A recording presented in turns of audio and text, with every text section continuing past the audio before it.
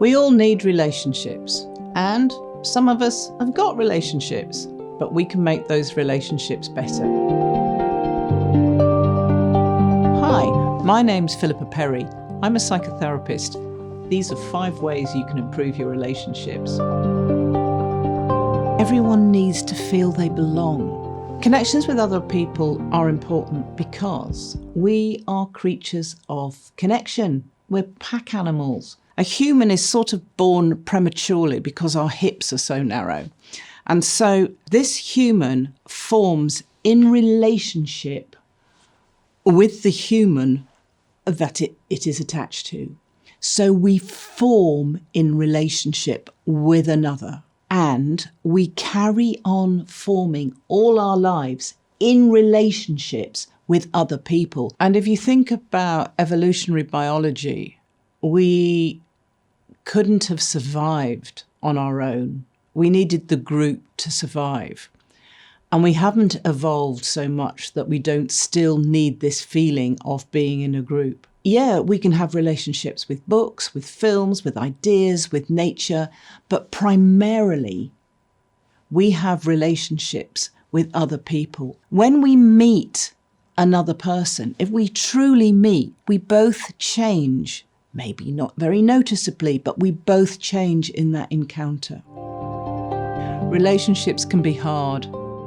Sometimes relationships are hard because we've made assumptions about them that are wrong, and then we get cross because our assumption is wrong and we think they've deceived us or something. No, they haven't. You just got the wrong end of the stick. Well, we often get the wrong end of the stick. And we often have different ways of experiencing the same thing and different ways of seeing the world. And this makes for interesting times. Sometimes we just disagree with them, and we need to have a discussion about that disagreement so that we can get nearer to understanding each other and become on the same page. If we think of it in very simplistic terms of me right, you wrong, it's too binary. It's too binary to work. And if you're having an argument with a loved one and you've got this me right, you wrong thing, and you wear the other person down and arise victorious, you have only won to the cost of someone you love. It's not really a very nice way of going about things.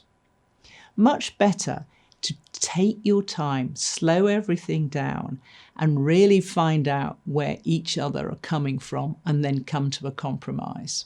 Some people say, we argue all the time and we've got a great relationship, and other people are horrified at the idea of this. Maybe they're a little bit conflict phobic and they think, oh, we never argue, we get on just fine. Right, well, let's find the middle way. It is impossible to be 2 people in a relationship and not to have different preferences. And so there are always going to be differences, but you don't have to argue about them. You can discuss them. Now, the trouble with a conflict phobic thing is that you're so scared of difference that many subjects become taboo. And when many subjects become taboo, you get a little bit lonely because you're not talking about everything.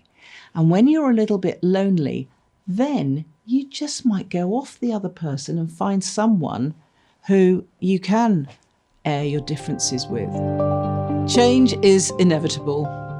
Change can feel like you're holding onto a rope and beneath you is an abyss, and the change is to let go of the rope. What I'm telling you is this. Okay, you're holding onto the rope. You've got to make some changes, so you're going to make them. So you let go of the rope. You know what? The ground is only 2 inches below your feet. That abyss wasn't there. Change, the most difficult part of it, is thinking about it before we do it, because we're uncertain what's going to happen. Sometimes we need to change the way we are in, say, romantic relationships.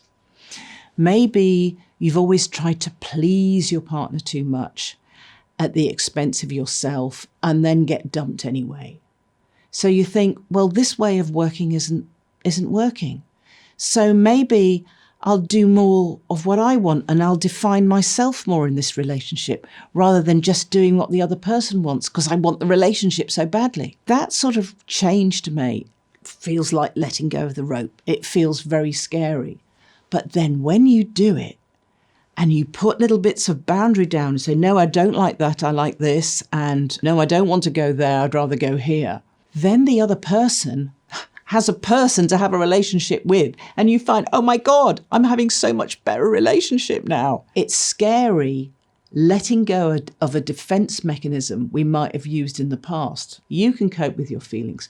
You can observe them and not be them. So if you need to make a change, you can make it and it won't be as scary as you think. Learn to get to know yourself. You're going to love you.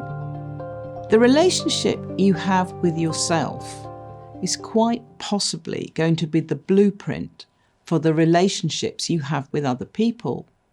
So if you're very dismissive of you, you will project that out into your relationships into the world and tend to be dismissive of other people.